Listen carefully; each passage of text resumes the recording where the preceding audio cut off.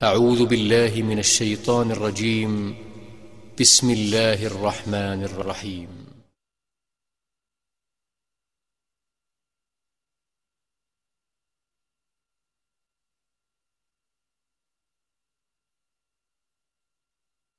السلام علیکم ورحمۃ اللہ وبرکاتہ۔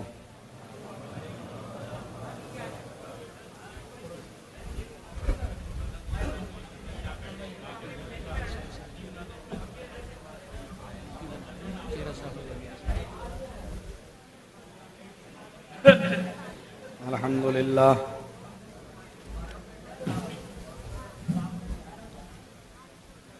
للہ نحمده ونستعینه ونستغفره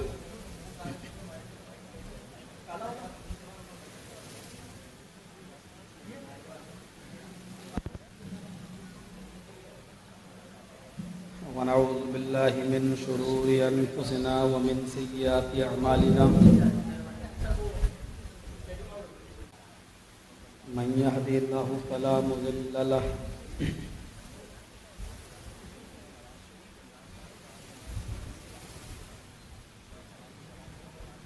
ومن يضلله فلا هادي له، وأشهد أن لا إله إلا الله وحده لا شريك له،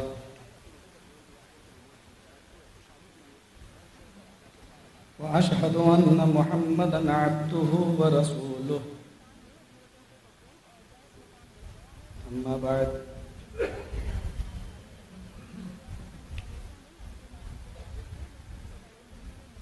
فإن خير الحديث كتاب الله،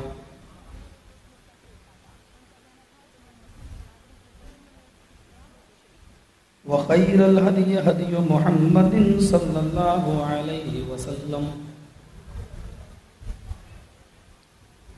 وشر الأمور محدثاتها وكل محدثة بدعة وكل بدعة ضلالة وكل ضلالة في النار.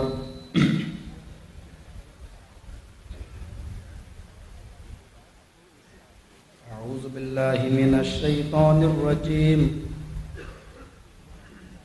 بسم الله الرحمن الرحيم.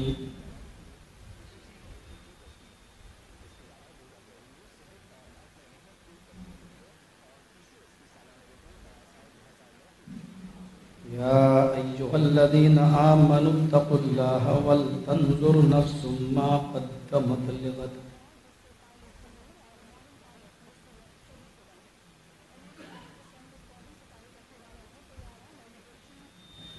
رب اشرح لي صدري ويسر لي أمري واحلل عقدة من لساني يفقهوا قولي.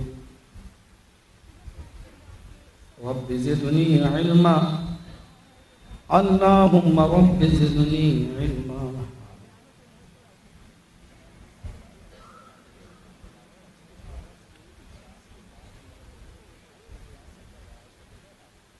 ہر قسم کی تعریف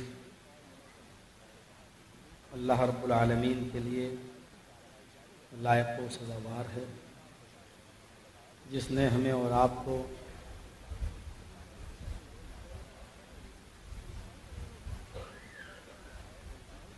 سب سے بہترین مخلوق میں پیدا کیا. لقد خلقنا الانسان فی احسن تقویم.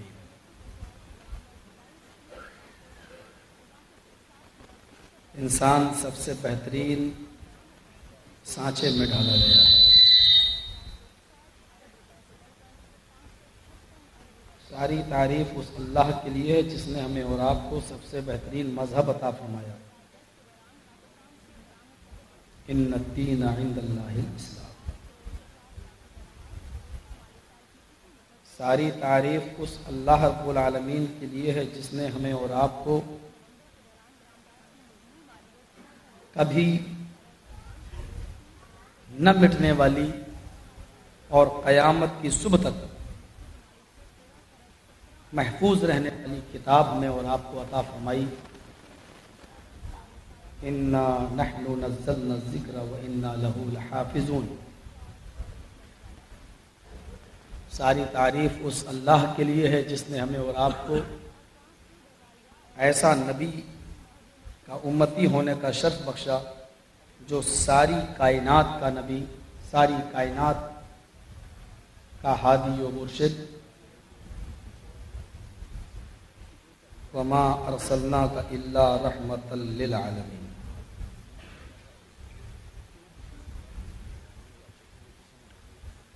हम दुआ करते हैं कि अल्लाह आसमान के सितारों से ज़्यादा वो ज़मीन पर जितने दरख्त हैं उन दरख्तों की पत्तियों की तादाद से ज़्यादा, और वह ज़मीन पर जितना समंदर है उसके क़तरात से ज़्यादा, वह ज़मीन पर जितनी रेत और बालू है उसके ज़र्रात से ज़्यादा, और वह ज़मीन पर जितने हलाल जानवर हैं उनके बालों की गिनती की तादाद से ज़्यादा दरूद व सलाम के बेशुमार फूल बरसा अपने आखिरी नबी जनाब मुहम्मद रसूलुल्लाह सल्लल्लाहु अलैहि वसल्लम पर। अल्लाहुम्मा सल्लि व सल्लिम व बारिक अलैहि।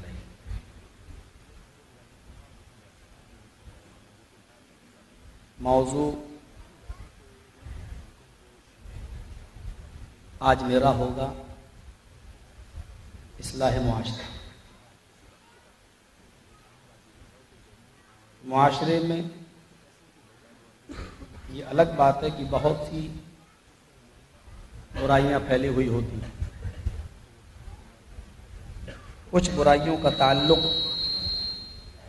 हमारे दीन से होता है, कुछ बुराइयों का ताल्लुक हमारे अकीदे से होता है, और कुछ बुराइयों का ताल्लुक हमारे अखलाक से होता है।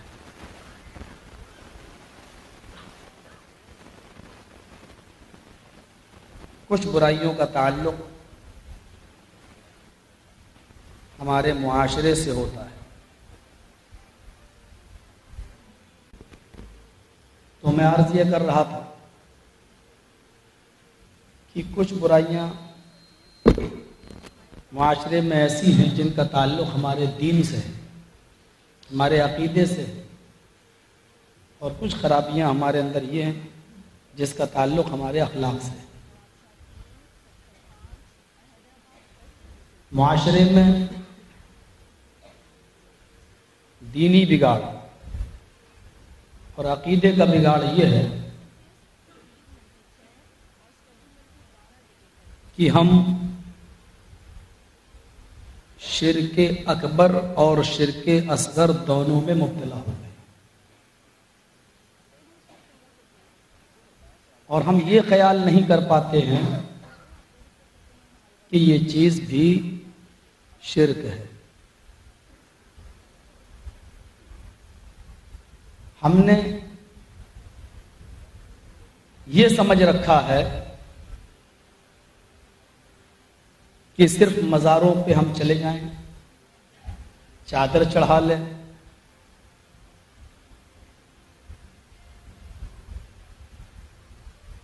सर झुका दें, यही शिर्क। सिर्फ यही चीज शिर्क नहीं है। किसी सियासी पार्टी के रहनुमा को देखकर अपनी जगह छोड़कर उसकी आमद पर हम खड़े हो जाएं, ये भी शिर्क है।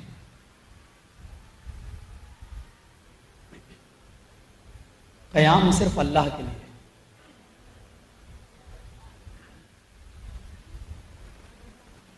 मैं जिस मस्जिद का इमाम और खतीब हूं, उस मस्जिद का मुतवल्ली सूद और ब्याज खाता है, उसका नंबर 2 का कारोबार है, और हम उस मस्जिद के खतीब हैं, लेकिन जुमे के दिन सूद और हराम खोरी पर इसलिए खुतबा नहीं देते हैं क्योंकि मस्जिद का मुतवल्ली हमसे नाराज हो जाएगा और बोरिया बिस्तर बांधकर हमको भागना पड़ेगा। ये भी शिर्क है। کیونکہ ہم نے متولی کو رزاق سمجھ رکھا ہے، جبکہ رزاق اللہ تعالیٰ۔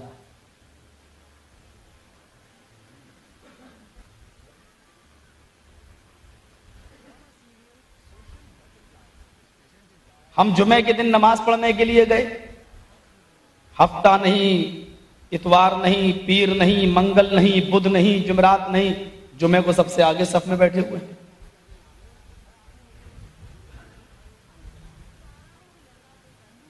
اور جمعے کے دن بھی ایک وقت کی نماز پڑھنے گئے تو یہ سوچ کر گئے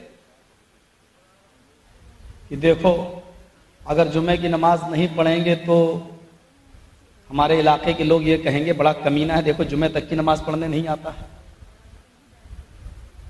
ہمارے محلے والے کیا کہیں گے، ہماری بستی والے کیا کہیں گے، جمعے تک کی نماز نہیں پڑھتا، دکھتا ہی نہیں، جمعے کو بھی نہیں دکھتا مسجد میں۔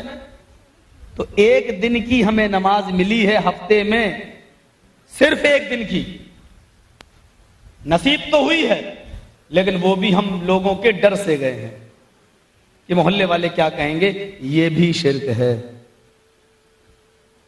دلیل نبی اکرم کی حدیث ہے، من صلی یرائی فقد اشرک، جس نے دوسرے کو دکھانے کے لیے نماز پڑھی اس نے شرک کیا۔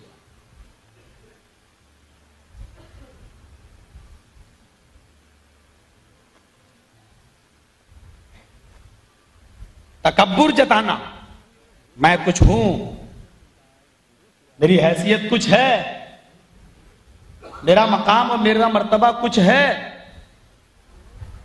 یہ بھی شرک ہے، کیونکہ تکبر یہ صرف رب العالمین کی شان ہے، کیونکہ کبر سے بنا ہے، بڑا وہ ہے۔ اپنے آپ کو بڑا بنانا اور اپنے آپ کو لوگوں کے سامنے بڑا ظاہر کرنا، یہ بھی شرک ہے۔ دلیل مسلم شریف حدیث قدسی اس طرح ہے، العز ازاری والکبریاء ردائی فمن نازعنی فی کل واحد منہما فقد عذبته عذابا شدیدا،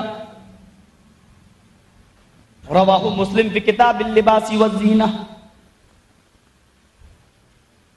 اللہ کے نبی فرماتے ہیں کہ اللہ فرماتا ہے، جب نبی اکرم یہ کہیں کہ اللہ فرماتا ہے تو وہ حدیث قدسی ہوئی۔ اللہ فرماتا ہے العز ازاری، لوگو تم دو کپڑے پہنتے ہو، اپنی جسم اپنے سطر اور اپنی شرمگاہ کو چھپاتے ہو، دو کپڑے تم پہنتے ہو، دو کپڑے میں بھی پہنتا ہوں۔ میرے دو کپڑے کیا ہیں سن لو، اللہ اس کو کپڑوں سے تشبیہ دے رہا ہے۔ العز ازاری، عزت یہ میری لنگی ہے، والکبریاء ردائی، تکبر یہ میری چادر ہے۔ العز ازاری، عزت جتانا یہ میری لنگی ہے، والکبریاء ردائی، تکبر جتانا، بڑائی جتانا یہ میری چادر ہے۔ یعنی یہ دو کرتے دو کپڑے میں بھی پہنے ہوئے ہوں۔ اگر عزت یا تکبر میں کوئی ایک چیز بھی تم نے اپنے لیے ظاہر کی اور اپنے آپ کو ظاہر کرنے کی کوشش کی، لوگوں کی نظروں میں عزیز بننے اور تکبر جتانے کی کوشش کی، ہم عزت دیتے ہیں یہ الگ بات ہے، لیکن تم لوگوں کے سامنے اپنے آپ کو عزت دار سمجھو یہ ایک الگ مسئلہ ہے۔ وَتُعِزُّ مَن تَشَاءُ وَتُذِلُّ مَن تَشَاءُ، جس کو اللہ عزت دے، جس کو چاہے ذلیل کر دے۔ عزت دینا ذلیل کرنا یہ اس کا کام ہے، لیکن بندے کا کام یہ نہیں ہے کہ وہ لوگوں میں اپنے آپ کو کہے کہ میں بہت بڑا عزیز ہوں، عزت جتائے۔ فرمایا العز ازاری، عزت جتانا یہ میری چادر، میری لنگی ہے، والکبریاء ردائی، تکبر یہ میری چادر ہے۔ فمن نازعنی فی کل واحد منہما، ان دونوں چیزوں میں سے اگر کوئی ایک چیز بھی میرے بندے نے مجھ سے چھیننے کی کوشش کی، ایک چیز بھی مجھ سے جھپٹنے کی کوشش کی، فقط عذبتہ عذابا شدیدا، تو ایسا عذاب دیں گے جو اس کے وہم و گمان نے بھی نہیں سوچا ہوگا۔ الفاظ کی زیادتی معنی کی زیادتی پر دلالت کرتی ہے، یہ عربی زبان کا اصول ہے۔ الفاظ کی زیادتی معنی کی زیادتی پر دلالت کرتی ہے. اللہ نے یہ نہیں کہا کہ فقط عذبتہ میں اس کو عذاب دوں گا. اللہ نے کہا عذبتہ عذابا شدیدا. عذاباً موصوف ہے، شدید اس کی صفت ہے، عذاباً شدیدہ موصوف صفت مل کر یہ عذبتہ کا مفعول مطلق بن جاتا ہے. اب معنی یہ ہوگا فقد عذبتہ عذاباً شدیدہ، ہم اس کو ایسا دردناک عذاب دیں گے جو اس نے سوچا بھی نہ ہوگا، جو اس نے اپنے وہم و گمان میں بھی نہیں بٹھایا ہوگا.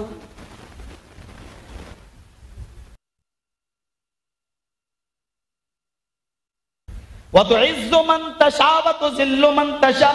جس کو اللہ عزت دے، جس کو چاہے ذلیل کر دے.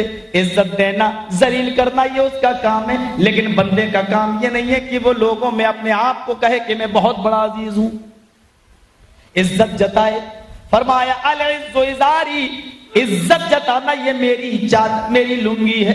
والکبریاء ردائی، تکبر یہ میری چادر ہے. فمن نازعنی فی کل واحد منہما، ان دونوں چیزوں میں سے اگر کوئی ایک چیز بھی میرے بندے نے مجھ سے چھیننے کی کوشش کی، ایک چیز بھی مجھ سے جھپٹنے کی کوشش کی، فقط عذبتہ عذابا شدیدا، تو ایسا عذاب دیں گے جو اس کے وہم و گمان نے بھی نہیں سوچا ہوگا. الفاظ کی زیادتی معنی کی زیادتی پر دلالت کرتی ہے، یہ عربی زبان کا اصول ہے. الفاظ کی زیادتی معنی کی زیادتی پر دلالت کرتی ہے. اللہ نے یہ نہیں کہا کہ فقط عذبتہ میں اس کو عذاب دوں گا. اللہ نے کہا عذبتہ عذابا شدیدا. عذاباً موصوف ہے، شدید اس کی صفت ہے، عذاباً شدیدہ موصوف صفت مل کر یہ عذبتہ کا مفعول مطلق بن جاتا ہے. اب معنی یہ ہوگا فقد عذبتہ عذاباً شدیدہ، ہم اس کو ایسا دردناک عذاب دیں گے جو اس نے سوچا بھی نہ ہوگا، جو اس نے اپنے وہم و گمان میں بھی نہیں بٹھایا ہوگا. پتا چلا کہ تکبر جو آج ہمارے معاشرے میں پھیلا ہوا ہے کہ ہم کچھ ہیں، ہماری حیثیت کچھ ہے، یہ بھی شرک ہے، کیونکہ یہ دونوں چیزیں اللہ کے لیے. معاشرے میں بہت سی برائیاں ہیں. اللہ کے نبی آتے، صحابہ کھڑے ہوتے، آپ فرماتے مجھے دیکھ کر کھڑے نہ ہوا کرو. آپ کہتے مجھے دیکھ کر کھڑے نہ ہوا کرو، بلکہ نبی اکرم کا فرمان تو دیکھو. اس موقع پر آپ نے فرمایا لا تطرونی کما اطرت النصارى، میرے صحابیوں، میرے ساتھیوں، مجھے حد سے آگے نہ بڑھاؤ، مجھے حد سے اونچا نہ کرو. جیسے نصارہ نے، عیسائیوں نے عیسیٰ کو حد سے اوپر کر دیا، ان کو ان کے مقام و مرتبے سے اونچا اٹھا دیا، انہوں نے عیسیٰ کو خدا کا بیٹا قرار دیا. آئے لوگوں، میں صرف اللہ کا بندہ ہوں. آپ نے فرمایا عبداللہ ورسولہ فقولوا عبداللہ ورسولہ، میں صرف اللہ کا بندہ اور اس کا رسول ہوں، تو تم مجھے پہلے اللہ کا بندہ مانو، پھر اللہ کا رسول مانو. اور اسی ترتیب سے آپ نے کلمہ بھی سکھلایا التحیات میں. تو یہ فرمایا کہ میری رسول کی حیثیت کو بعد میں پیش کرنا، پہلے میرے عبدیت، میرے بندے کی حیثیت کو پہلے ظاہر کرنا، کیونکہ میں محمد ابن عبداللہ پہلے ہوں اور محمد رسول اللہ تو 40 سال کے بعد بنایا گیا ہوں. رسول اللہ تو 40 سال کے بعد بنایا گیا ہوں. پھر آپ کلمہ پڑھتے ہیں، التحیات پڑھتے ہیں، تو اسی ترتیب سے جس میں غلو نہیں ہے، فرمایا اشہد ان محمدا عبدہ ورسولہ. اس بات کی گواہی دیتا ہے انسان کہ محمد اللہ کے بندے اور اس کے رسول ہیں. یہ حیثیت ہے. اور آپ کی حیثیت بتاؤں، محمد ابن عبداللہ، دو چیزیں ہیں، اشہد ان محمدً عبدہ ورسولہ، یہ دو حیثیتیں خود ہی بتا دی. میں پہلے محمد ابن عبداللہ ہوں اور بعد میں محمد رسول اللہ ہوں. پھر آپ نے کیا فرمایا؟ اللہ کیا فرماتا ہے؟ ما آتاکم الرسول فخذوہ، میرا رسول تمہیں جو دے وہ لے لو. اللہ نے یہ نہیں کہا کہ میرا محمد جو دے وہ لے لو. اللہ نے یہ نہیں کہا، یعنی اس حیثیت کا ذکر نہیں کیا جو ابن عبداللہ کی حیثیت ہے، بلکہ اللہ نے اس حیثیت کا ذکر کیا جو اللہ نے دی ہے. ما آتاکم الرسول فخذوہ، جو رسول دے وہ لے لو. رسول من حیث الرسول، جو دے وہ ہر حال میں لینا ہے، اور من حیث البشر، جو دیں اس کو لینے اور نہ لینے میں اختیار ہے. دلیل مسلم شریف کی روایت ہے. حضرت رافع ابن خدیج اس حدیث کے راوی ہیں. ذرا اس حدیث کو آپ اپنے سامنے رکھیے اور نبی اکرم کی دونوں حیثیتوں کو دیکھیے. اللہ کے نبی صلی اللہ علیہ وسلم کی وہ حدیث، حضرت رافع ابن خدیج اس حدیث کے راوی ہیں، فرماتے لما قدم نبی اللہ صلی اللہ علیہ وسلم المدینہ وہم یعبرون النخل، جب اللہ کے نبی مدینہ میں تشریف لائے تو مدینہ کے لوگ کیا کرتے تھے؟ کھجور کی قلم کاری کیا کرتے تھے. قلم کاری سمجھتے ہیں؟ کھجور کی قلم کاری کیا کرتے تھے. کیا کرتے تھے؟ کہتے تھے یہ نر کھجور کا گابھا ہے، یہ مادہ کھجور کا گابھا ہے. یعنی وہ کھجوروں میں بھی نر اور مادہ بنا لیا کرتے تھے. کہتے تھے یہ نر کھجور کا گابھا ہے، یہ مادہ کھجور، اور دونوں کو چپکا کر، دونوں کو ملا کر زمین میں بوتے تھے، زمین میں گاڑتے تھے. اور ان کا عقیدہ یہ تھا کہ یہ نر اور مادہ، جیسے میاں اور بیوی کے ملاپ سے بچے پیدا ہوتے ہیں، ایسے ہی نر اور مادہ کھجور کے گابھے کو جب ہم زمین میں دفن کریں گے تو اس سے بہت زیادہ کھجوریں پیدا ہوں گی. یہ ان کا مدینہ میں یہ ان کا حال تھا. وَهُمْ يَعْبِرُونَ النَّخْلَ، تو مدینے والے یہ کام کیا کرتے تھے، نر کھجور کے گابے کو مادہ کھجور کے گابے سے ملا دیا کرتے تھے اور زمین پر بوتے تھے. اور یہ عقیدہ تھا ان کا کہ اس سے زیادہ کھجوریں پیدا ہوں گی. اللہ کے نبی نے جب یہ دیکھا تو پوچھا ماذا تصنعون، مسلم شریف کے الفاظ ہے ماذا تصنعون، یہ تم کیا کرتے ہو، یہ تم کیا کر رہے ہو. مسلم کے الفاظ ماذا تصنعون، یہ تم کیا کرتے ہو. تو ان صحابہ نے بیان کیا کننا نصنعہ، ہم تو ایسا ہی کرتے چلے آ رہے ہیں. کننا داخل ہے فعل مضارع پر، یعنی یہ ہمارا کوئی آج کا معمول نہیں کہ آپ آئے. کننا نصنعہ، ہم تو ایسا کرتے چلے آ رہے ہیں باپ دادا کے زمانے سے، ایسا ہم برابر کرتے چلے آ رہے ہیں باپ دادا کے زمانے سے. کانا فعل مضارع پر داخل ہو جائے تو وہ استمرار، کنٹینیو، ریگولر. اور اسی لیے ہم کہتے ہیں کہ سورہ رفع الیدین کرنے کی حدیث اسی لیے ہے کان یرفع رسول اللہ صلی اللہ علیہ وسلم یدیہ حسب منکبہ، کیونکہ کانا داخل ہے. یعنی آپ نے کوئی ایک نماز ایسی نہیں پڑھی بلکہ کانا رسول اللہ صلی اللہ علیہ وسلم یرفع یدیہ، آپ کی ہر نماز رفع الیدین کے ساتھ ہوا کرتی تھی اور یہ عمل آپ کا برابر ہوا کرتا تھا. حضرت عائشہ فرماتی ہیں حتی لقی اللہ، اور آپ کا یہ عمل اس وقت تک رہا جب تک کہ آپ اللہ کو پیارے نہیں ہو گئے، اللہ سے ملاقات. اب وہ حدیث، وہ دلیل گئی تمہاری کہ پہلے بدھ لے کے آتے تھے اس لیے رفع الیدین کرتے تھے، بعد میں منع کر دیا. حضرت عائشہ نے کہا حتی لقی اللہ، آپ کی رفع الیدین کی نماز اس وقت تک پڑھی گئی جب تک کہ آپ اللہ کو پیارے نہیں ہو گئے. بچ کے نہیں جاؤ گے حدیث قرآن سے. قرآن و حدیث پڑھنے اور پڑھانے کا حق صرف اہل حدیث کو حاصل ہے، صرف اہل حدیث کو. پڑھنے کا بھی حق اور پڑھانے کا بھی حق صرف اہل حدیث کو حاصل ہے، کسی اور کو نہیں. تم ہدایہ پڑھو، در مختار پڑھو، یہ تو اپنی اپنی قسمت ہے. تم اپنی قسمت پہ خوش، ہم اپنی قسمت پہ خوش، ملنے کی ضرورت نہیں. کننا نصنعہ، ہم تو ایسا کرتے چلے آ رہے ہیں برابر. اللہ کے نبی صلی اللہ علیہ وسلم فرماتے ہیں لو لم تفعلوه لکان خیرا. دیکھیے مسلم کے الفاظ، لو لم تفعلوه لکان خیرا، اگر تم ایسا نہ کرتے تو اچھا ہوتا. آپ نے یہ نہیں کہا مت کرو، آپ نے تاکید کے ساتھ یہ نہیں کہا کہ مت کرو. آپ نے کہا یہ نر یہ مادہ، کھجور میں بھی نر مادہ ہوتے ہیں کیا؟ آپ نے کہا کہ لو لم تفعلوا لکان خیرا، اگر تم ایسا نہ کرو تو اچھا ہو. لکان خیرا تو اچھا ہوتا اگر تم ایسا نہ کرتے. اب مسلم کے الفاظ دیکھو فترکوہ، انہوں نے چھوڑ دیا. اللہ کے نبی نے جب فرمایا کہ تم ایسا نہ کرتے تو اچھا ہوتا، فترکوہ، تو انہوں نے چھوڑ دیا، نہیں کیا. اب انہوں نے نر مادہ نہیں بنائے، گاڑتے چلے گئے، بوتے چلے گئے. ایک طرف سے نر مادہ نہیں بنایا، ایک طرف سے زمین میں ڈال دیا. فنقصت، کھجوروں میں نقصان ہو گیا. اب غور کرو کیا ہوگا معاملہ. شروع سے باپ دادا کے زمانے سے وہ ایسا کرتے چلے آ رہے تھے، کھجوریں زیادہ پیدا ہو رہی تھی. اللہ کے نبی نے کہا اگر تم ایسا نہ کرتے تو بہتر ہوتا، اور انہوں نے چھوڑ دیا تو کھجوروں میں نقصان ہو گیا. آج کے اس دور کا اگر کوئی کٹملہ ہوتا، قبر پرست، مردہ پرست، تو کیا کرتا؟ اندازہ لگائیے گا. جو 4 سال 6 سال مسجد میں گیا، رب حبلی من الصالحین دعا کر رہا اور اللہ بیٹا بیٹی اس کو کچھ نہیں دے رہا ہے، اور ایک بار چلا جائے مزار پر. آپ کے ہاں کے باباؤں کے نام نہیں معلوم ہے، چھتری والا بابا سنا تھا علامہ احسان اللہ ظہیر سے، بس وہی ایک نام معلوم ہے. اب آپ اپنے باباؤں پر قیاس کر لو، ایک بار چلا جائے اور بیٹا ہو جائے تو اس کا عقیدہ جمے گا یا نہیں جمے گا؟ دیکھو 6 سال سے جا رہا ہوں مسجد میں نہیں دے رہا، بابا کے پاس 1 سال آیا ہوں تو مل گیا. ان کے عقیدے دیکھو، کننا نصنعہ، ہم تو ایسا کرتے چلے آ رہے. آپ نے کہا اگر ایسا نہ کرتے تو اچھا ہوتا، انہوں نے چھوڑ دیا نبی کے کہنے پر. فنقصت، اور اسی سال کھجوروں میں نقصان پیدا ہو گیا. فَذَكَرُوهُ لَهُ، انہوں نے شکایت کی اللہ کے رسول دیکھیے میں ایسا کرتا تھا تو ایسا ہوتا تھا، اور آپ نے کہا کہ کہنے پر میں نے چھوڑ دیا تو نقصان ہو گیا۔ اللہ کے نبی صلی اللہ علیہ وسلم نے کیا فرمایا؟ وہ سننے کے لائق ہے، وہ سننے کے لائق۔ آپ نے فرمایا انما انا بشر اذا امرتکم بشیء من امر دینکم فخذوه به وَإِذَا مَرْتُكُمْ بِالشَّيْءٍ مِّنْ أَمْرِ دُنْيَاكُمْ فَإِنَّمَا أَنَا بَشَرٌ۔ یہ مسلم کے الفاظ ہیں۔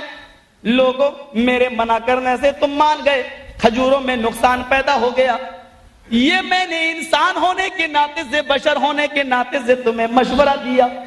اذا امرتکم بالشیء من امر دینکم، جب میں تمہیں تمہارے دین کی کوئی بات بتاؤں تو اس کو لے لیا کرو، کیونکہ وہ میں تمہیں رسول ہونے کی حیثیت سے بتاؤں گا، بشر ہونے کی حیثیت سے نہیں، وہ میں رسول اللہ ہونے کی حیثیت سے بتاؤں گا، میں تمہیں ابن عبداللہ کی حیثیت سے نہیں۔ اور جب میں تمہیں تمہارے دنیا کا کوئی معاملہ بتاؤں، تمہارے کاروبار سے تعلق رکھنے والا جب میں تمہیں کوئی معاملہ بتاؤں، فإنما أنا بشر، تو مجھے بھی ایک انسان سمجھو، مجھ سے بھی غلطی ہو جاتی ہے، اگر یہ نقصان تمہیں ہوا ہے تو یہ میرے مشورے کی وجہ سے، یہ میں نے رسول ہونے کی حیثیت سے نہیں بلکہ ابن عبداللہ ہونے کی حیثیت سے بتایا تھا، تو میری بات چھوڑ سکتے ہو۔ یہ حدیث بتلا رہی ہے کہ آپ نے اپنی دونوں حیثیتوں کو لوگوں کے سامنے ظاہر کر دیا اور کہہ دیا کہ جب میں انسانیت کے مقام سے کوئی بات کہوں تو تم اس کو لے بھی سکتے ہو اور چھوڑ بھی سکتے ہو، جب میں تمہیں رسول ہونے کی حیثیت سے کوئی بات دوں تو اس کو چھوڑ نہیں سکتے۔ اس لیے آپ نے آمین ہونے کی جو دلائل کتاب و سنت میں موجود ہیں وہ آپ نے بشر ہونے کی حیثیت سے نہیں دیے، رسول ہونے کی حیثیت سے دیے، وہ آپ کو لینا پڑیں گے۔ رفع دین کے جو حکام موجود ہیں وہ رسول ہونے کی حیثیت سے دیے، وہ ماننا پڑیں گے۔ 8 رکعت تراویح کا جہاں تک مسئلہ ہے میرے بھائی، وہ آپ نے بشر ہونے کی حیثیت سے نہیں بلکہ محمد رسول اللہ ہونے کی حیثیت سے دیے ہیں، اس لیے وہ ہمیں اور آپ کو ہر حال میں لینا پڑے گا۔ ایک دلیل اور دے دیتا ہوں بخاری شریف کی۔ حضرت مغیث کو اپنی بیوی بریرہ سے بڑی محبت تھی، لیکن دونوں غلام تھے، مغیث بھی اور بریرہ بھی۔ شریعت کا یہ قانون آج بھی ہے، لیکن اب غلامی نہیں چلتی ہے۔ اگر شوہر اور بیوی دونوں کسی مالک کے غلام ہوں اور ان دونوں میں سے جو بھی پہلے آزاد ہو جائے، یعنی شوہر آزاد ہو جائے، تو وہ چاہے تو کسی دوسری لڑکی سے شادی، آزاد عورت سے شادی کر سکتا ہے، یا اگر پہلے بیوی آزاد ہو جائے تو بیوی اپنے غلام شوہر کو چھوڑ سکتی ہے اور دوسرے آزاد مرد سے شادی کر سکتی ہے۔ یہ شریعت کا مسئلہ ہے۔ مغیث اور بریرہ دونوں غلام تھے، مالک نے بریرہ کو پہلے آزاد کر دیا۔ اب بریرہ کو آزادی جب مل گئی، بخاری کی روایت ہے، زید عمر بکر کی کتاب کی نہیں ہے، ایسی کتابیں تو آپ کو سڑکوں پہ مل جائیں گی۔ بخاری شریف اصح الکتب بعد کتاب اللہ، 6 لاکھ حدیثوں میں سے چھانٹ کر جس کو امام بخاری نے درج کیا ہے، 16 سال کی محنت میں درج کیا ہے۔ غور کریں، بخاری کی روایت، بریرہ پہلے آزاد ہو گئی، اب بریرہ نہیں چاہتی تھی کہ میں مغیث کے ساتھ رہوں، ان کو آزادی ملی ہے، شریعت کا مسئلہ ہے، قانون اپنی جگہ پر ہے، شریعت کی اجازت ہے۔ بریرہ نے اپنے شوہر کو چھوڑنے کا اعلان کر دیا مغیث کو، لیکن مغیث ہیں جو دیوانے ہیں اپنی بیوی کے، وہ چھوڑنا نہیں چاہتے ہیں، لیکن بریرہ آزاد ہے، وہ اپنے لیے دوسرا کوئی آزاد شوہر تلاش کرنا چاہتی ہیں کہ مل جائے۔ اب بخاری کے الفاظ سنو، جہاں بریرہ جا رہی ہیں حضرت مغیث انہی کے پیچھے پیچھے دوڑ رہے ہیں، بریرہ کو منا رہے ہیں، بریرہ کو سمجھا رہے ہیں، لیکن بریرہ مان نہیں رہی ہیں۔ بخاری کے الفاظ پر غور کرو، یطوفو خلفہا، یہ الفاظ جیسے خانہ کعبہ کا طواف کیا جاتا ہے، چکر لگائے جاتے ہیں، یطوفو خلفہا، حضرت مغیث بھی بریرہ کا طواف کر رہے ہیں، چکر لگا رہے ہیں، جہاں بریرہ وہی مغیث، جہاں بریرہ وہی مغیث۔ نبی اکرم نے اس منظر کو اپنی آنکھوں سے دیکھا، صحابہ نے بھی بیان فرمایا کہ ایسا سا منظر، تو اللہ کے نبی کو مغیث کی اس محبت پہ ترس آ گیا، مغیث کی اس محبت پہ رحم آ گیا۔ آپ نے سوچا کہ میں ہی خود بریرہ کو سمجھانے کی کوشش کروں، بریرہ کو بلایا، بریرہ ادھر آؤ، آئے بریرہ، کیا تم مغیث کی محبت کو نہیں دیکھ رہی ہو؟ جہاں تم جاتی ہو مغیث بھی وہیں جاتے ہیں، جہاں تم جا رہی ہو مغیث تمہارا چکر لگا رہے ہیں۔ ایسا پیار کرنے والا، ایسی محبت کرنے والا تمہیں کہاں ملے گا؟ اے بریرہ، میرا مشورہ ہے کہ تم مغیث کو نہ چھوڑو، یہ میرا مشورہ ہے کہ تم مغیث کو اپنے شوہر کی شکل میں قبول کیے رہو، ہو سکتا ہے چند دنوں میں اس کو بھی آزادی مل جائے اور وہ بھی آزاد ہو جائے، لہذا میرا مشورہ ہے کہ تم مغیث کو نہ چھوڑو، یہ تمہارے لیے بہتر ہے۔ اب بریرہ کا سوال دیکھو، نبی نے جب یہ کہا کہ یہ میرا مشورہ ہے کہ تم مغیث کو نہ چھوڑو، تو حضرت بریرہ فوراً سوال کرتی ہیں، بخاری کے الفاظ ہیں تأمرونی یا رسول اللہ۔ اس الفاظ میں کیا معاملہ چھپا ہوا تھا؟ تأمرونی یا رسول اللہ، اے اللہ کے نبی کیا آپ مجھے حکم دے رہے ہیں؟ آپ کا حکم ہے یا مشورہ؟ اگر حکم ہے تو آمنا صدقنا، کیونکہ حکم آپ کا ہوگا تو من حیث الرسول ہوگا، اور اگر مشورہ ہے تو وہ مجھے بتائیے، کیونکہ مشورہ تو مشورہ ہوتا ہے، وہ من حیث الرسول نہیں بلکہ من حیث البشر ہوتا ہے۔ آپ یہ بات جو کہہ رہے ہیں وہ آپ زبان رسالت سے کہہ رہے ہیں یا زبان انسانیت سے؟ محمد ابن عبداللہ یہ بول رہا ہے یا محمد رسول اللہ؟ یہ کون سی آواز ہے؟ تأمرونی، یہ آپ کا حکم ہے یا آپ کا مشورہ؟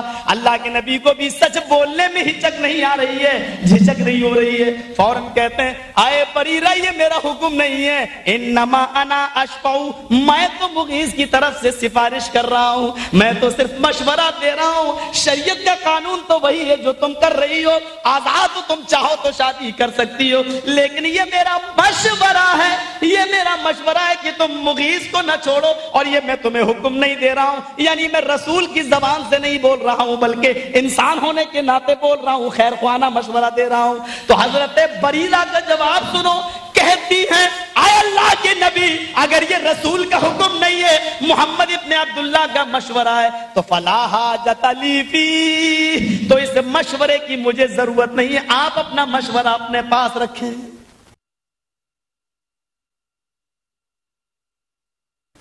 لا حاجت لی فی، کوئی ضرورت نہیں ہے مجھے یہ مشورہ دینے کی، آپ اپنے مشورے کو اپنے پاس رکھیں، یعنی میں یہ مشورہ نہیں مانوں گی، میں آزاد مرد کے ساتھ شادی کروں گی، میں مغیث کے ساتھ نہیں رہ سکتی۔ ہاں اگر حکم ہے تو میں ہر قیمت پر مانوں گی، کیونکہ آپ من حیث الرسول جب بولتے ہیں تو آپ نہیں بولتے بلکہ اللہ بولتا ہے، تو وہ حکم میں مانوں گی۔ آپ نے کہا نہیں یہ میرا مشورہ ہے۔ تو یہ حدیث بخاری کی ہمیں بتلا رہی ہے کہ ہمارے نبی کے دو مقام ہیں، من حیث الرسول، من حیث البشر۔ آج ہم نے من حیث الرسول بھی رسول کی بات کو نہیں مانا، من حیث البشر تو چھوڑ دو میرے بھائیوں، من حیث الرسول بھی ہم نے کوئی بات نہیں مانی۔ من تعلق تمیمۃ فقد اشرک، کیا ہے؟ جس نے اپنے گلے، اپنے ہاتھ میں یا اپنے گلے میں کوئی تمیمہ لٹکایا، تمیمہ کیا ہوتا ہے؟ پیتل کا کڑا، چھلا یا اسی قسم کی کوئی چیز، اب وہ دھاگے اور ڈورے کی شکل میں آنے لگے ہیں، لال دھاگا، کالا دھاگا۔ ہمارے ہاں چلے جاؤ تو ہندوؤں میں لال دھاگا اور مسلمان مزار سے کالا دھاگا لاتا ہے۔ میرے بھائیوں اللہ کے نبی فرماتے جس نے ان چیزوں کو استعمال کیا، من تعلق تمیمۃ فقد اشرک، قد فعل ماضی پر داخل ہو تو گویا کہ وہ کام کمپلیٹ ہو چکا ہے۔ آپ نے فرمایا قد اشرک، اس نے شرک کیا، بلکہ قد لعبہ، وہ کھیل چکا، قد اکلا، وہ کھا چکا، قد اشرک، وہ شرک کر چکا۔ کیا یہ برائی ہمارے ماحول میں نہیں ہے؟ کیا دکھاوے کی نماز ہم اور آپ نہیں پڑھ رہے ہیں؟ ایک برائی معاشرے کے اندر ہو تو اس کو رو، شرک کا حال کیا ہے؟ ہم نے یہ سمجھ رکھا ہے کہ بس یہی چیزیں شرک ہیں۔ سن لو، اللہ کے علاوہ کسی دوسرے کے سامنے سر جھکانا اگر شرک ہے تو محمد رسول اللہ کی اطاعت کو چھوڑ کر کسی غیر کی اطاعت کرنا بھی شرک ہے۔ اللہ کو چھوڑ کر کسی غیر کے سامنے سر جھکانا یہ شرک باللہ ہے، اللہ کے ساتھ شرک کرنا ہے، اور اللہ کے نبی کی اطاعت کو چھوڑ کر اس مقام پر دوسرے کو بٹھا کر اس کی اطاعت کرنا یہ شرک بالرسالت ہے، یہ رسول کے ساتھ شرک کرنا۔ مجھے بتاؤ کیا سارے جھگڑے ایمانداری کے ساتھ بتاؤ کہ آج سارے جھگڑے، دل پر ہاتھ رکھ کر بتاؤ کہ سارے جھگڑے آج اماموں کی عدالتوں میں کیوں جاتے ہیں؟ کیا اللہ تعالیٰ نے کہا تھا کہ میرے نبی کے بعد 4 امام بھی آئیں گے؟ کیا اللہ کے نبی نے بھی فرمایا تھا کہ میرے انتقال کے بعد 4 امام بھی آئیں گے؟ اللہ کے نبی نے تو یہ فرمایا تھا مَن یعش منکم بعدی فسیری اختلافا کثیرا، جو میرے بعد زندہ رہے گا وہ بہت بڑا اختلاف دیکھے گا، بہت سے فرقے دیکھے گا، بہت سی جماعتیں دیکھے گا، بہت سے فرقے دیکھے گا، بہت بڑا اختلاف دیکھے گا۔ علیکم بسنتی وسنت الخلفاء الراشدین المہدیین، جب یہ اختلافات تمہارے درمیان ہو جائیں تو تم میری سنت کو اور خلفاء راشدین کی سنت کو مضبوطی سے پکڑ لو۔ آپ نے تو یہ فرمایا تھا کہ ترکت فیکم امرین لن تضلوا ما تمسکتم بہما، میں 2 چیزیں چھوڑ کر جا رہا ہوں، جب تک تم ان دونوں کو پکڑے رہو گے کبھی گمراہ نہیں ہوگے۔ میں نے بہرا پیر کے اندر بھی یہ بیان کیا تھا کہ اللہ کے نبی فرماتے ہیں کہ 2 چیزیں میں چھوڑ کے جا رہا ہوں، جب تک پکڑے رہو گے گمراہ نہیں ہوگے۔ آج ہم گمراہ ہیں، اس کا مطلب یہ ہے کہ ہم ان دونوں چیزوں کو مضبوطی سے پکڑے ہوئے نہیں ہیں۔ شرک برسات بھی ہمارے یہاں ہے، اخلاقی برائیاں، بدعتیں، وہ تو پوچھو ہی نہیں۔ ہمارے بھائیوں سے پوچھو، ابھی چند دن پہلے جو منظر تم نے کیا، ہمارے یہاں تو شیعہ لوگ نہیں کرتے ہیں، وہ ہمارے یہاں آپ حضرات کرتے ہیں۔ یہ جن کو لوگ احمد رضا خان صاحب سے جوڑتے ہیں، جبکہ احمد رضا خان فتاوی رضویہ میں فتویٰ دیتے ہیں، تعزیہ بنانا، اس کو نکالنا، اس کو سڑکوں پر لے جانا، گھمانا، یہ ساری کی ساری چیزیں حرام ہیں۔ قیامت کے دن تم جناب محمد رسول اللہ کو کیا منہ دکھا سکو گے؟ تم اپنے بزرگوں کو، اپنے اماموں کو، اپنے مولویوں کو بھی منہ دکھانے کے لائق نہیں ہو۔ میں سوال کرتا ہوں کہ ایک بات بتاؤ، تم نے یہ تعزیہ نکالا، کیوں نکالتے ہو؟ کہنے لگے حسین کا ماتم کرتے ہیں۔ ہم نے کہا ویسے تو تم سب کو زندہ مانتے ہو، لیکن حسین کو مرا ہوا کیوں مانتے ہو؟ کہ نہیں وہ مرے نہیں ہیں۔ میں نے کہا جب مرے نہیں ہیں تو پھر ماتم کس کا کرتے ہو؟ کہنے لگے چپ رہو، ہم نے اپنے باپ دادا کو یہی کرتے ہوئے دیکھا، یہ دلیل ہے۔ ارے مجھے تو بتاؤ، قرآن کہہ رہا ہے لا تقولوا لمن يقتل في سبيل الله اموات، جو اللہ کی راہ میں قتل کر دیے جائیں تم ان کو مردہ نہ کہو، بل احیاء، بلکہ وہ زندہ ہے۔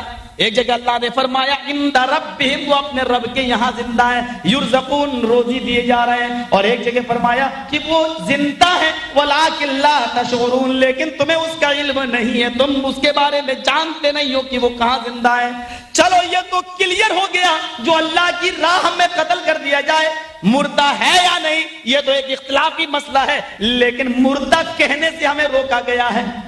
اللہ نے یہ نہیں کہا کہ وہ مردہ نہیں ہے، اللہ نے یہ کہا کہ تم ان کو مردہ نہ کہو۔ لا تقولوا لمن يقتل في سبيل الله، تم ان کو مردہ نہ کہو۔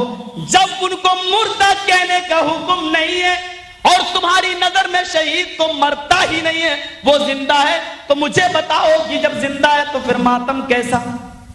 تم ماتم کر کے مردہ مان لو تو پکے مسلمان، اور ہم ان کو مردہ کہہ دیں تو ہم اسلام سے خارج ہو جاتے ہیں، ہم اسلام سے خارج ہو جاتے ہیں، ہم اسلام سے بے دخل ہو جاتے ہیں، ہم ملت اسلامیہ سے نکل جاتے ہیں، کیونکہ ہم نے ان کو مردہ مان لیا ہے۔ تم ان کو مردہ مان کر ماتم کرو تو سب جائز ہے، اگر زندہ ہے تو ماتم کیسا؟ زندہ ہے تو ماتم کیسا؟ اگر زندگی میں کسی کا ماتم کرنا جائز ہے تو تیرا باپ زندہ ہے، رو کر تو دکھا، تیری ماں زندہ ہے، ماتم کر کے تو دکھا، تیرا دادا زندہ ہے، ماتم کر کے تو دکھا۔ اپنے باپ کی زندگی میں ماتم کرے گا تو توہین ہوگی کہ باپ کو زندہ، لوگ کہیں گے ماتم کیوں کر رہا ہے؟ ارے زندہ کا بھی کہیں ماتم ہوتا ہے، تجھے کوئی اور نہیں ملا تھا ماتم کرنے کے لیے؟ فاطمہ کا باپ اور اس کے نواسے ہی ملے تھے کہ وہ، اور قانون تو دیکھو، قانون تو دیکھو، یہاں حضرت حسین 10 تاریخ کو شہید ہوئے تو ان کا ماتم ہوگا، اور وہاں 12 ربیع الاول کو جناب محمد رسول اللہ کا انتقال ہوا تو وہاں جناب محمد رسول اللہ کی خوشی منائی جائے گی۔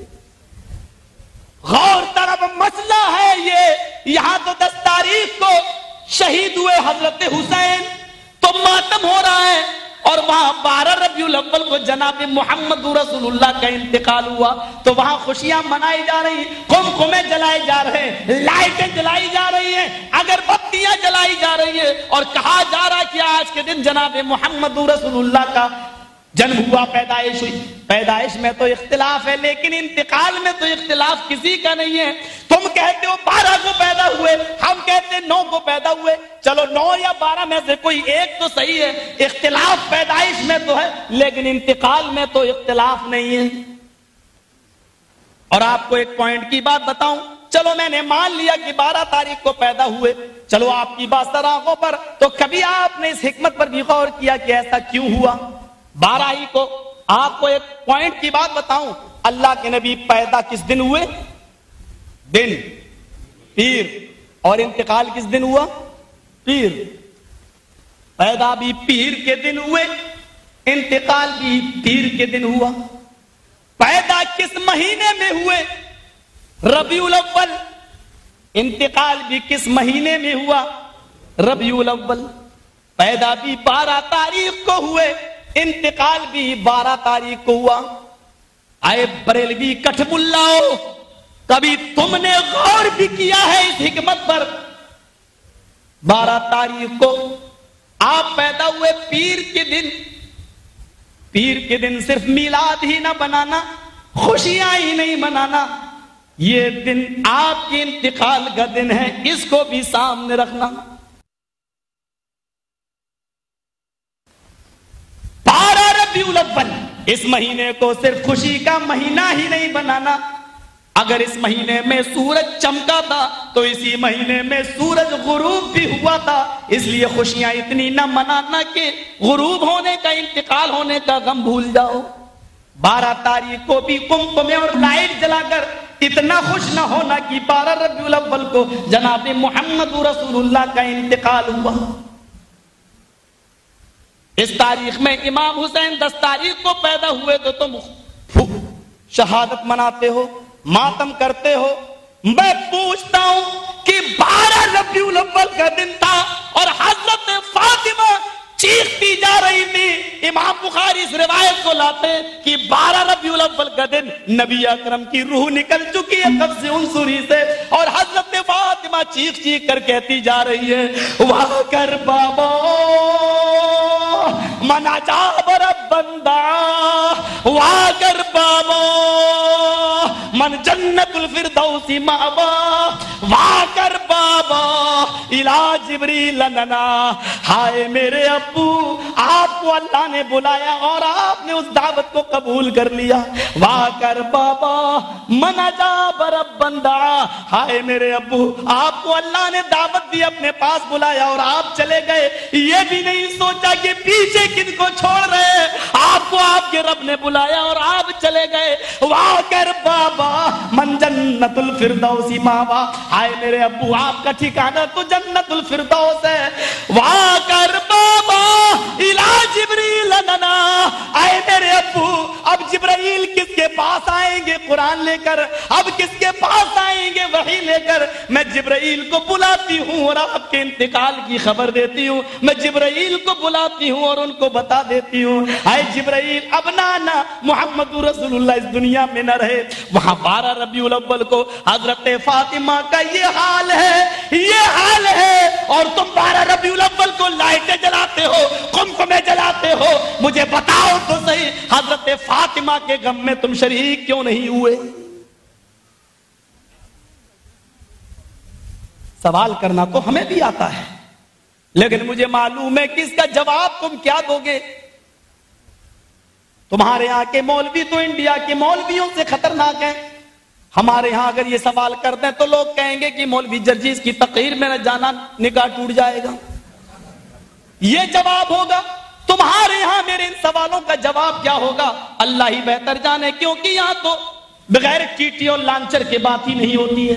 میں نہیں جانتا ہوں اس سوال کا جواب تمہاری نظروں میں کیا ہوگا، اللہ بہتر جانے، لیکن میرا سوال پھر بھی باقی رہے گا، میرے مرنے کے بعد بھی باقی رہے گا۔ مجھے اتنا بتا دو، امام حسین شہید ہوئے، ان کی شہادت کا غم تم آج تک منا رہے ہو اس لیے کہ حسین کی بیوی نے منایا، حسین کے بیٹے نے منایا، تو تم آج تک منا رہے ہو۔ میں پوچھتا ہوں کہ محمد رسول اللہ کے انتقال کا غم ان کی بیٹی بنا رہی ہے، تو تم کیوں نہیں بنا رہے؟ ان کے غم میں تم شریک کیوں نہیں ہوئے ہو؟ اور غم بھی ایسا جو تھوڑا بہت نہیں ہے۔ حضرت فاطمہ سے سنو کہ غم کیسا ہے، کہتی ہے صبح الايامی، اگر وہ غم جو نبی کے انتقال کے بعد میرے اوپر ٹوٹے، غم جو میرے اوپر آئے ہیں، اگر یہ غموں کے پہاڑ کسی دن کے اوپر ڈال دیے جائیں تو دن بھی رات میں بدل جاتے، اگر یہ غم کسی پہاڑ کے اوپر ڈال دیے جائیں تو پہاڑ بھی ریزہ ریزہ ہو جائے، یہ غم ہے۔ اور ان کی بیٹی بتلا رہی ہے، ان کی بیٹی کہہ رہی ہے اس غم میں آئے بریلوی مولویوں، مجھے اتنا بتاؤ فاطمہ کے غم میں 12 ربیع الاول کے اندر تم شریک کیوں نہیں ہوئے؟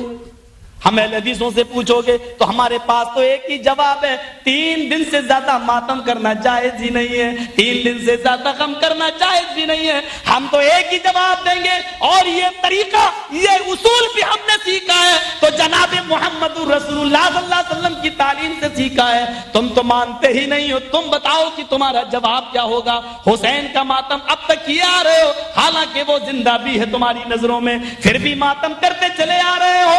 مجھے بتاؤ کہ جناب محمد رسول اللہ کا غم فاطمہ منا رہی ہیں۔ حضرت عائشہ جن کی شادی ہوئی، مسند احمد کی صحیح روایت ہے، حضرت عائشہ کی شادی ہوئی، پہلی رات ہے، نبی اکرم کے ساتھ لیٹی ہوئی ہیں، بستر پہ سو رہی ہے، رات میں خواب دیکھتی ہے کہ آسمان پر 3 چاند چمک رہے ہیں، تینوں چاند بہت زیادہ چمک رہے ہیں، لیکن ایک چاند بہت زیادہ روشن ہے، دوسرا اس سے کم، تیسرا اس سے کم۔ اما عائشہ خواب دیکھتی ہے کہ سب سے زیادہ جو چاند چمک رہا ہے وہ ٹوٹ کر میرے حجرے میں گرا، پھر دوسرے نمبر پر تھوڑی دیر بعد چاند ٹوٹا، وہ میرے حجرے میں گرا، پھر تیسرے نمبر پہ چاند ٹوٹا، وہ میرے حجرے میں گرا۔ صبح ہوئی، اپنے نبی سے، اپنے شوہر سے یہ خواب پوچھنا چاہتی ہیں، لیکن ہمت نہیں پڑی کہ میرے نبی، ابھی نئی نئی بیوی ہوں، چلو پھر کبھی پوچھ لوں گی، ابھی تو زندگی بھر رہنا نبی کے ساتھ۔ حضرت ابو بکر آئے، کہنے لگے بیٹی آیا عائشہ، تجھے تیری ماں یاد کر رہی ہے۔ اللہ کے نبی سے کہتے ہیں آپ کی اجازت ہو تو میں عائشہ کو گھر سے لے جاؤں اور اپنی بیوی سے، ان کی ماں سے ملا لاؤں، شام کو پھر آپ کے گھر چھوڑ دوں گا۔ فرمایا آپ کی بیٹی بھی ہے، لے جاؤ۔ حضرت عائشہ کو لے گئے، حضرت عائشہ اپنی ماں اور باپ کے ساتھ کھانا کھا رہی ہیں اور کہتی ہیں ابو جان آپ کو بھی تو خواب کی تعبیر کا علم ہے، آپ ہی بتا دیجئے، آج کی رات میں نے خواب دیکھا ہے کہ سب سے زیادہ چمکنے والا چاند ٹوٹ کر میرے حجرے میں گرا۔ حضرت ابو بکر صدیق کی آنکھوں میں آنسو آ گئے، کہا عائشہ کیا تم نے خواب کو جناب محمد رسول اللہ سے بیان تو نہیں فرما دیا؟ فرمایا نہیں۔ کہا میری بیٹی نبی اکرم سے خواب کی تعبیر نہ پوچھنا، جب یہ تیرا خواب پورا ہوگا تو میں خود تجھے بتا دوں گا، میں تجھے بتا دوں گا۔ حضرت عائشہ جب اللہ کے نبی کے پاس آئی تو عمر تھی 9 سال، پھر خواب دیکھتی ہے 10 سال کی ہو گئی، 11 کی، 12 کی، 13 کی، 14 کی، 15 کی، 16 کی، 17 کی، اور جب 18 کی ہوئی تو جناب محمد رسول اللہ کا انتقال ہو گیا۔ 9 سے 18 سال، پورے 10 سال وہ جناب محمد رسول اللہ کی خدمت میں رہی، وہ بھی اس خواب کو بھول گئی کہ کب میں نے دیکھا تھا اور اس کا تذکرہ نہیں کیا۔ آج جناب محمد رسول اللہ کو دفن کیا جا رہا ہے، مٹی دی جا رہی ہے، اور صحابہ کرام اس مٹی کو دینے کے بعد واپس آ جاتے ہیں۔ حضرت عائشہ صبح ہو کر بیٹھی ہوئی ہے، اپنے شوہر کی قبر کو دیکھ رہی ہیں، اپنے پیارے سرتاج کی قبر کو دیکھ رہی ہیں۔ حضرت ابو بکر صدیق اپنی بیٹی کے پاس آتے ہیں، بیٹی نے آنسو پوچھے، گویا کہ وہ اپنے باپ کو یہ بتانا چاہتی ہے کہ میں رو نہیں رہی ہوں، میں غم نہیں کر رہی ہوں۔ حضرت ابو بکر کہتے ہیں ہاں میری بیٹی کیا بات ہے؟ کہا کہ مجھے کچھ خوشیاں ملی ہیں۔ کہا کیا خوشیاں ملی ہیں عائشہ؟ کہا آئے ابو جان اللہ کے نبی کا انتقال پیر کے دن میری باری کا دن تھا، میری باری تھی، میری باری کے دن نبی کا انتقال ہوا، یہ مجھے خوشی ملی ہے۔ میرے نبی کی روح قبض سے انصری سے پرواز ہوئی، اس وقت آپ میری ران کے اوپر لیٹے ہوئے تھے، یہ خوشی مجھے ملی ہے۔ آپ نے مسواک کی، ٹائٹ تھی میں نے اس کو اپنے دانتوں سے نرم کر دیا اور پھر میں نے اللہ کے نبی کو دے دی. آخری وقت میں میرا لعاب اللہ کے نبی کے لعاب سے مل گیا, یہ خوشی بھی مجھے ملی. فرمایا بیٹی یہ خوشیاں تجھے مبارک ہو, میں تو اپنا وعدہ پورا کرنے آیا. آج سے 10 سال پہلے جب تو کھانا کھا رہی تھی میرے ساتھ اور تو نے خواب بیان کیا تھا, میں نے کہا تھا کہ اللہ کے نبی سے خواب کی تعبیر نہ پوچھنا, جب یہ خواب پورا ہوگا تو میں بتا دوں گا. عائشہ تو نے اپنے نبی کے حجرے میں جو 3 چاند چمکتے ہوئے دیکھے تھے, سب سے زیادہ چمکنے والا چاند سب سے پہلے ٹوٹ کر تیرے حجرے میں گرا. عائشہ یہ وہی چاند تھا جناب محمد رسول اللہ صلی اللہ علیہ وسلم جو ٹوٹ کر تیرے حجرے میں گرا. اب تو اپنی نظروں سے 2 چاند اور دیکھے گی جو تیری زندگی میں ٹوٹیں گے اور اسی حجرے کے اندر دفن ہوں گے. جہاں غم کا یہ عالم تھا, جہاں غم کا یہ عالم تھا, میں پوچھنا چاہتا ہوں تم سے کہ تم حضرت عائشہ کے اس غم میں شامل کیوں نہیں ہو؟ میرے بھائیوں سوال اتنے ہوں گے کہ تم شرم سے سر جھکا لو گے. حقیقت یہ ہے کہ امام حسین کا ماتم کر کے لوگوں کی نظروں میں تم بچنا چاہتے ہو, یہ بتانا چاہتے ہو کہ مجھے جب نبی کے نواسے سے اتنی محبت ہے تو نبی سے کتنی ہوگی. حالانکہ پس پردہ تم نبی کے انتقال پر خوشیاں مناتے ہو, اور جو شخص نبی کے انتقال کے دن خوشیاں مناتا ہو اس سے زیادہ گستاخ رسول کون ہوگا, اس سے زیادہ محبت رسول پر کلنک لگانے والا اور داغ لگانے والا کون ہوگا؟ میرے بھائیوں میں پوچھنا چاہتا ہوں, چلو عید کا دن ہے, خوشی کا دن ہے, لیکن آج کے دن اگر باپ کا انتقال ہو جائے تو آپ بتائیے نئے کپڑے پہنو گے؟ آپ بتائیے کہ آپ خوشیاں مناؤ گے؟ آپ بتائیے کہ آپ عید کے دن, مان لو کہ 12 تاریخ کو اللہ کے نبی پیدا ہوئے, خوشیاں منا رہے ہو, لیکن اسی دن نبی کا انتقال ہوا تو گویا کہ عید کے دن باپ مر گیا ہو, اور جب آپ اپنے باپ کی مرنے کی خوشی عید کے دن بھی نہیں منا سکتے ہو تو اس تاریخ میں ساری کائنات کے امت کا روحانی باپ جس کو استاد کہا گیا ہے, معلم انسانیت کا انتقال ہوتا ہے, تو اس دن تم خوشیاں کیوں منا رہے ہو؟ اس دن کو تم نے غم کا دن کیوں نہیں منایا؟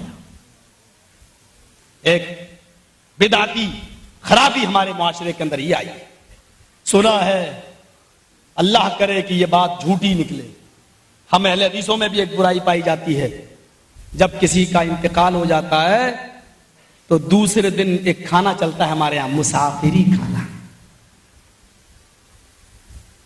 یہ لفظ میں نے پہلی بار سنا ہے یہاں, مسافری کھانا.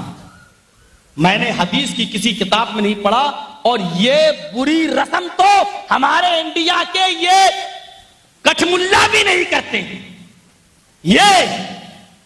یہ بھی نہیں کرتے ہیں, جو آج بری رسم ہم اہل حدیثوں کے اندر رائج ہے. یہ کیا معاملہ ہے؟ انتقال ہو گیا, آپ گئے, چلو گھر والے بیچارے اس دن نہیں پکا سکتے, کوئی رشتہ دار یہاں سے کھانا پک جائے اور جو دور سے آئے ہیں ان کو کھلا دیا جائے, گھر والے بیچارے اس دن غم میں ہوتے ہیں, اس دن ان کو بھی کھلایا جائے, یہ تو ایک چیز سمجھ میں آ رہی ہے. لیکن دوسرے دن کئی جگہ کے لوگ آئیں, پھر باقاعدہ اس کو ایک پلاننگ یعنی کھانا بنایا جائے اور اس کا نام رکھا جائے کہ مسافری کھانا. اسی طریقے سے حج کا کھانا, حاجی صاحب حج کر کے آئے, کمپلسری کر دیا کہ اب کھانا کھلاؤ. کہیں ثابت تو نہیں ہے. ٹھیک ہے, آپ اپنی خوشی سے اگر لوگوں کو کھلانا چاہتے ہیں, خوشی میں شامل کرنا چاہتے ہیں, وہ ایک الگ مسئلہ, لیکن اب تو یہ ہو گیا کمپلسری.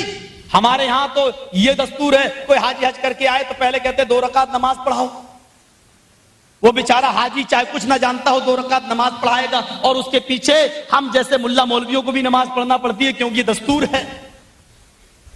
اس کو بہت کہا کہ ختم کیا, لیکن ابھی پوری طریقے سے ختم نہیں ہو پا رہا ہے. یہ وہ ابھی پڑھائے گا ہی نماز, وہ حاجی بیچارہ نماز پڑھائے گا اور اس کے بعد کھانا بھی کھلائے گا. ختنے کا بھی کھانے کا یہی معاملہ ہے. ختنہ ہو تو بلایا جاتا ہے, کرائے کے ٹٹو بھی ہیں, سب چلے آتے ہیں. سن لیجئے, شادی سے زیادہ بابرکت چیز اور کون سی ہو سکتی ہے؟